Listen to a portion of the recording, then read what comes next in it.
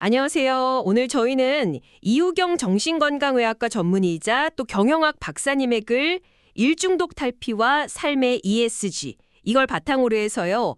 한국 사회에 아주 깊숙한 문제죠. 바로 일중독. 여기에 대해 좀 깊이 파고들어 볼까 합니다. 네, 왜 우리는 이렇게 일에 파묻혀 살게 되는 건지, 또 이게 당신 그리고 우리 사회 또 기업에는 어떤 영향을 주는지, 그리고 중요한 거 어떻게 하면 여기서 벗어나서 좀 삶의 균형을 찾을 수 있을지 그 핵심만 한번 쏙쏙 뽑아보겠습니다. 네, 보내주신 글을 보니까 시작부터가 좀 강렬하더라고요. 어떤 외국인 임원이 한국인은 미쳤다, 이렇게까지 말했다고 하니까요. 네, 정말 충격적이죠. 실제로 통계를 봐도 좀 그런데 2022년에 한국인 삶의 만족도가 OECD 중에서 거의 최하위권이잖아요. 맞아요. 바닥 수준이죠. 그런데 2021년 기준으로 보면 연간 노동 시간은 멕시코, 코스타리카, 칠레 다음으로 네 번째로 길어요.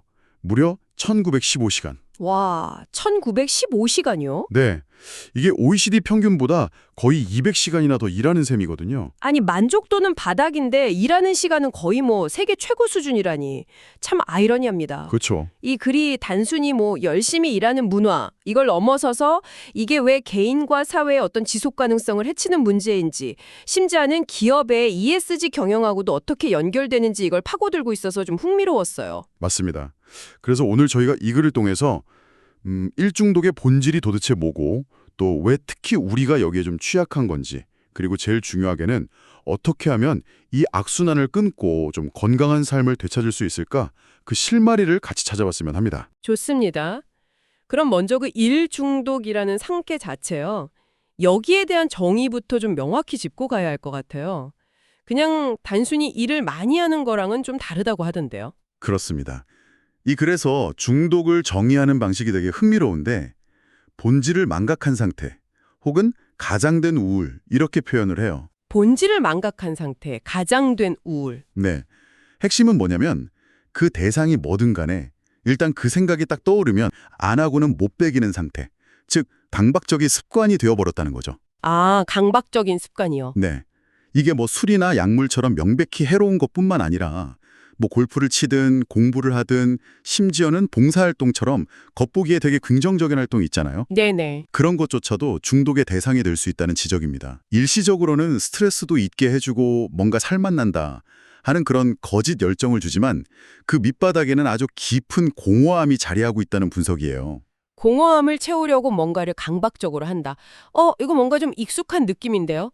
근데 왜 유독 일이라는 게 이렇게 강력한 중독의 대상이 되는 걸까요? 그래서는 현대사회 자체가 우리를 계속 몰아붙이는 강박사회라고 진단해요. 동시에 중독사회이기도 하고요. 강박사회이자 중독사회. 네, 끊임없이 성공해야 하고 또 행복해야 한다는 그런 압박감이 만연해 있잖아요.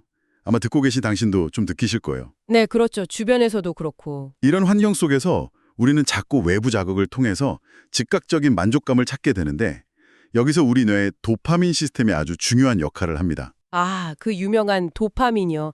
역시 여기서도 나오는군요. 네, 현대인들은 정보는 너무 많고 인정은 좀 부족하고 노력해도 보상은 좀 낮은 것 같고 이런 것들 때문에 만성적으로 도파민이 좀 부족한 상태에 놓이기 쉽다고 해요. 아, 만성 도파민 결핍 상태요? 네, 그때 일에서 오는 성취감 같은 아주 즉각적인 보상이 도파민을 분비시켜서 쾌감을 주죠. 그렇죠. 성취감 중요하죠. 문제는 이런 외부 자극에 의한 도파민 분비가 자꾸 반복되면 우리 뇌에 있는 도파민 수용체가 점점 무뎌진다는 겁니다. 무뎌진다고요? 네, 그러니까 결국 같은 쾌감을 느끼려면 더 강한 자극, 더 많은 성과가 필요하게 되는 거예요. 그러면서 점점 쾌감의 노예가 되어서 일 중독의 늪에 빠지게 되는 그런 악순환이 만들어진다는 메커니즘을 설명하고 있어요.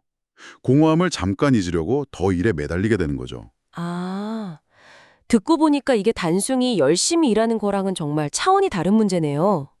그런데 유독 한국 사회에서 이 문제가 좀 심각하게 나타나는 그런 특별한 이유 같은 게 있을까요? 이 글에서는 한국 사회의 특수성으로 어릴 때부터 경험하는 아주 극심한 공부 중독을 지적합니다. 공부 중독이요? 네, 생각해보면 우리는 정말 어릴 때부터 집에서, 학교에서, 또 학원에서 끊임없이 공부해라, 공부해라 이런 압박 속에서 자라잖아요. 맞아요. 그게 당연한 것처럼. 그렇죠. 이 과정에서 아주 장시간의 고강도 노동에 익숙해지는 거예요. 이게 성인이 되어서 자연스럽게 일 중독으로 이어지는 경로가 만들어진다. 이런 분석입니다. 어떻게 보면 일과 성공이 중요시되는 이 자본주의 시스템 속에서는 좀 필연적인 결과일 수도 있다. 이런 시각인 거죠. 아, 어릴 때부터의 습관이 성인이 되어서 일 중독으로 이어진다니 이거 상당히 설득력 있는데요. 그런데 이 일 중독이라는 게 단순히 개인의 문제로만 볼 수는 없을 것 같아요. 사회적으로도 문제가 클 것 같은데. 맞습니다. 그래서도 일 중독의 가장 큰 폐해 중 하나로 관계의 상실과 파괴를 꼽아요. 관계의 파괴? 네. 일에만 너무 몰두하다 보면 당연히 가족이나 친구, 동료와의 관계는 소홀해지고 망가지기 쉽죠. 근데 더 무서운 건 뭐냐면 일 중독이 전염성을 가진다는 점이에요. 전염성이요? 일 중독이 옮는다고요? 네. 예를 들어서 일 중독 상사가 부하 직원한테도 자기랑 똑같은 수준의 몰입을 막 강요하는 거예요. 그래서 조직 전체 분위기를 병들게 만드는 경우 주변에서 혹시 보신 적 없으세요? 심심찮게 있거든요. 아, 네. 들어본 것 같아요. 정말 최악이네요. 그렇죠. 최근 조사에서도 직장인들이 최악의 상사 유형으로 일중독 상사를 꼽았다는 결과가 이걸 딱 뒷받침해 줍니다. 상상만 해도 정말 숨이 막힙니다. 그럼 개인적으로는 어떤 영향을 받게 되는 건가요? 뭐 몸이나 마음에? 개인에게는 소진, exhaustion, 그리고 번아웃이라는 아주 치명적인 결과를 가져옵니다. 소진과 번아웃. 많이 들어봤는데 정확히 어떤 차이가 있죠? 소진은 만성 스트레스 때문에 몸과 마음이 완전히 지쳐버린 상태, 극심한 피로 상태를 말해요. 그냥 몸만 피곤한 게 아니라 우울감, 수면장애, 심지어 삶의 의미를 잃어버리는 데까지 이어질 수 있고요. 이게 계속되면 면역력이 뚝 떨어져서 고혈압, 당뇨, 심지어 암 같은 심각한 질병으로 갈 수도 있습니다. 와, 심각하네요. 반면에 번아웃은 감성 에너지가 완전히 고갈된 상태, 그러니까 뇌가 지쳐버린 상태를 의미해요. 뇌가 지쳤다. 네, 그래서 무기력감이나 자기 혐오, 또 맡은 업무를 거부하는 형태로 나타나는데 이게 심해지면 이 공허함을 메우려고 술이나 도박 같은 2차 중독에 빠질 위험도 있다고 경고하고 있습니다. 정말 심각한데요. 그런데 이 글에서는 한 발 더 나아가서 이런 개인적인 문제가 결국 기업의 지속 가능성, 그러니까 요즘 많이 얘기하는 ESG 경영과도 직결된다. 이렇게 주장한다고요. 네, 바로 그 점이 이 글의 아주 핵심적인 메시지 중 하나입니다. 직원들이 몸과 마음이 다 지치는 거, 이게 결코 기업의 이득이 될 수 없다는 거죠. 단기적으로는 성과가 나올지 몰라도요. 그렇죠. 단기 성과를 위해서 직원을 막 혹사시키는 건 길게 보면 기업의 생산성이나 창의성을 갉아먹는 일이고 결국에는 기업의 지속 가능성을 해치는 적이다. 이렇게 명확하게 경고를 보내고 있어요. ESG 경영이라는 게 단순히 환경 보호하고 사회 공헌하고 이런 걸 넘어서 조직 구성원들의 건강과 행복까지 다 포함하는 개념이라는 걸 강조하는 겁니다. 결국 개인, 사회, 기업 모두에게 해로운 게 바로 일 중독이라는 거네요. 그렇다면 이 지긋지긋한 굴레에서 대체 어떻게 벗어날 수 있을까요?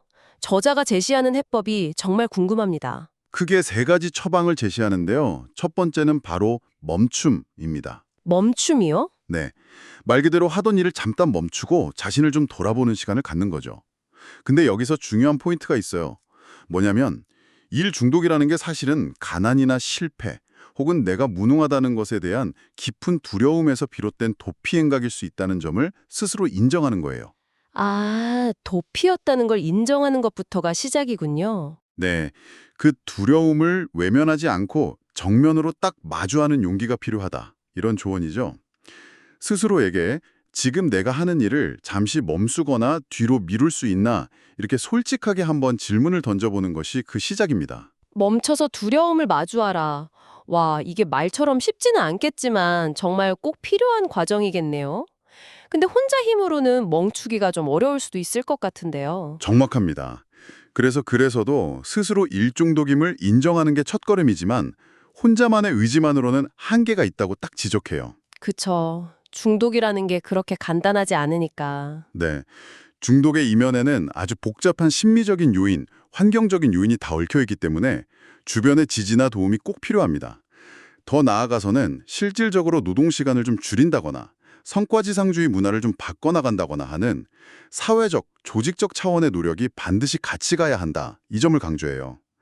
개인 의지만 탓할 문제가 아니라는 아주 현실적인 진단인 거죠. 네, 공감합니다. 그렇게 멈춰서서 자신을 좀 돌아봤다면 다음 단계는 뭔가요? 두 번째 처방은 충전, 리처지입니다.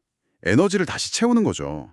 근데 여기서 되게 흥미로운 점이 뭐냐면 뇌가 필요할 때 단순히 쉬어라 이렇게 이성적으로 명령만 내린다고 해서 피로가 잘 풀리지 않는다는 거예요. 아, 정말 그래요.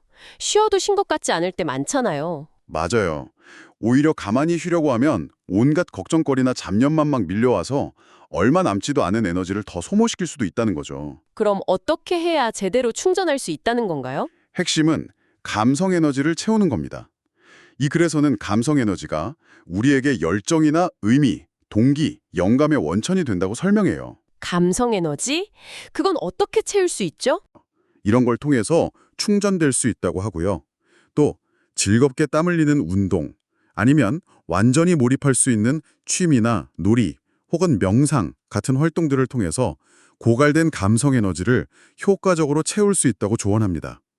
결국 일에만 너무 쏠렸던 삶의 무게중심을 다시 옮겨서 균형을 회복하는 과정인 거죠. 아, 소통과 즐거운 활동을 통해서 감성 에너지를 채운다. 생각해보니 일에 치여 살면서 이런 것들을 너무 잊고 살았던 것 같네요.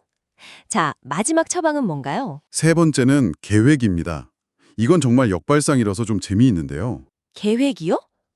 일 중독이란 계획은 뭔가 어울리는 듯 안 어울리는 듯? 그렇죠. 보통 중독에서 벗어나려면 그 행동을 중단해야 한다고 생각하잖아요. 네. 근데 일 중독은 이게 또 생계랑 관련이 있고 겉으로 드러나는 해악이 좀 덜해 보이니까 딱 끊기가 더 어렵다는 거예요. 그래서 저자는 오히려 일 중독자들이 가진 강점, 그러니까 계획에 철저하다는 점을 역으로 이용하자고 제안합니다. 계획성을 이용해서 일 중독을 벗어난대. 그게 구체적으로 어떻게 하는 거죠? 아주 실용적인 접근법인데요. 자신의 그 빡빡한 일정표 안에다가 의도적으로 일 말고 다른 즐거운 활동 시간을 끼워 넣는 거예요. 아, 일부러 시간을 만드는 거군요. 네. 예를 들어서 아무리 바빠도 주 3회 저녁은 운동 시간, 주말 오후는 악기 배우는 시간, 매일 밤 10분은 아이랑 눈 맞추고 대화하는 시간, 이런 식으로 아주 구체적으로 계획을 해서 실행하는 거죠. 마치 업무 약속 잡듯이요? 그렇습니다. 처음에는 이런 시간을 내는 게 좀 불안하고 어색할 수 있어요. 아, 이 시간에 일을 더 해야 하는데 이런 생각이 들 수도 있고요. 네, 그럴 것 같아요. 하지만 이걸 꾸준히 실천하면서 점차 일 말고 다른 활동에서도 즐거움이나 의미를 발견하고 그러면서 삶의 우선순위를 자연스럽게 조정해 나가는 경험을 하는 게 중요합니다. 일에 대한 강박적인 집착에서 서서히 벗어나는 거죠. 저자는 스스로에게 뭐 재미있는 다른 거 없을까? 이렇게 질문을 던져보는 것부터 한번 시작해보라고 권해요. 와, 정말 실천 가능한 조언이네요. 멈추고 충전하고 계획한다. 네, 오늘 이규경 박사님의 글을 통해서 한국 사회의 일중독 문제를 정말 깊이 있게 들여다봤습니다. 일중독은 단순히 열심히 일하는 걸 넘어서 어쩌면 삶의 본질을 잃고 그 공허함을 회피하기 위한 강박적인 상태일 수 있고, 이게 개인의 삶을 망가뜨릴 뿐 아니라 사회와 기업의 지속 가능성까지 위협하는 아주 심각한 문제라는 걸 다시 한번 확인했습니다. 네. 그리고 이 문제에서 벗어나기 위한 그 세 가지 처방, 그러니까 멈춰서 자신과 자신의 두려움을 직면하고 인정하고 또 운동이나 취미, 소통 같은 활동을 통해서 고갈된 감성 에너지를 적극적으로 충전하고 마지막으로 일 말고 다른 즐거운 활동들을 의도적으로 계획해서 삶의 균형을 찾아가는 것, 이 중요성을 다시 한번 되새겨볼 수 있었습니다. 물론 이런 개인적인 노력과 함께 건강한 노동 환경을 만들기 위한 사회적, 조직적 변화가 반드시 뒷받침되어야 한다는 점도 잊지 말아야 할 거고요. 네, 맞습니다. 이 이야기를 들으시는 당신, 지금 당신의 삶에서 일은 과연 어떤 의미를 가지고 있나요? 혹시 일 말고 다른 소중한 가치들에 너무 잊고 살아가고 있지는 않으신가요?